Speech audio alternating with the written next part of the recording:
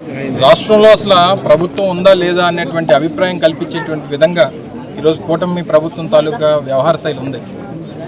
ఎక్కడా కూడా వారు చేసినటువంటి తప్పిదాలని ఎప్పటికప్పుడు కప్పిపుచ్చుకునేటువంటి దానికి ఏదో ఒక ఇష్యూని తీసుకొని వచ్చి డైవర్ట్ చేయడం అనేటువంటిది గడిచినటువంటి 16-17 మాసాలుగా ఈ ప్రభుత్వానికి అలవాటు అయిపోయింది.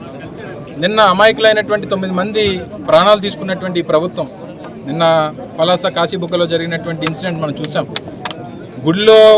గుడికి వస్తున్నటువంటి భక్తులు కూడా సరైనటువంటి రక్షణ కల్పించలేనటువంటి వ్యవస్థలు ఈరోజు ఈ రాష్ట్రంలో ఉన్నందుకు చాలా సిగ్గుచేటు.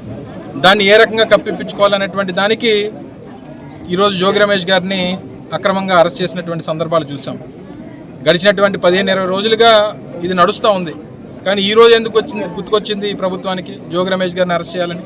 అంటే నిన్నటి ఇన్సిడెంటు, మొన్న విఫలమైనటువంటి మోంతా సైక్లోన్ విషయాల్లో వీటన్నిటి నుంచి ప్రజల తాలూకా ఉద్దేశాన్ని మార్చాలన్నటువంటి ఉద్దేశంతో అక్రమంగా ఈరోజు జోగి రమేష్ గారిని అరెస్ట్ చేశారు. జోగి రమేష్ గారికి చాలా క్లియర్గా డిమాండ్ చేశారు, సిబిఐ ఎంక్వైరీ చేసేటువంటి దమ్ము మీకుందా?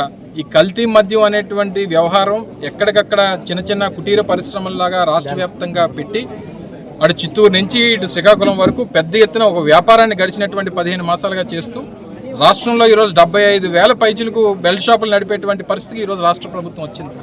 దానివల్ల ఈరోజు ఉదాహరణకి ఇప్పుడు మనం ఇక్కడ పార్టిసిపేట్ చేసినటువంటి ఇన్సిడెంట్, నోకరాజు గారిని అత్యంత కిరాతకంగా జెడ్పీటీసీ అయినటువంటి ఆయన్ని చంపినటువంటి పరిస్థితులు చూసాం. ఈరోజు ఎక్కడా కూడా లా అండ్ ఆర్డర్ అనేటువంటిది కంట్రోల్లో లేదు, పట్టించుకునేటువంటి పరిస్థితుల్లో ప్రభుత్వం లేదు, సంబంధించినటువంటి మంత్రులకు సంబంధం లేదు. వారు ఎవరు కూడా పూర్తిగా పక్కన పెట్టేసి ఈరోజు ఏదైనా ఇష్యూ వస్తే దాన్ని డైవర్ట్ చేయడానికి మిమ్మల్ని నన్ను ఎవరినో ఒకరిని అరెస్ట్ చేయడం, దాన్ని ప్రజల తాలూకా ఉద్దేశాన్ని డైవర్ట్ చేయడం అనేటువంటిది ఈ ప్రభుత్వం తాలూకా ఒక మోడస్ ఆపరెంటీగా గడిచినటువంటి 16-17 మాసాలుగా నడిచిపోయింది.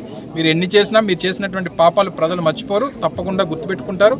మీకు రాబోయేటువంటి కాలంలో మళ్ళీ సరైనటువంటి జవాబు ఈ రాష్ట్ర ప్రజలందరూ కూడా మళ్ళీ చెప్తారనేటువంటి విషయాన్ని ఈ ప్రభుత్వం గ్రహించాలని చెప్పి కోరుతా ఉన్నాను.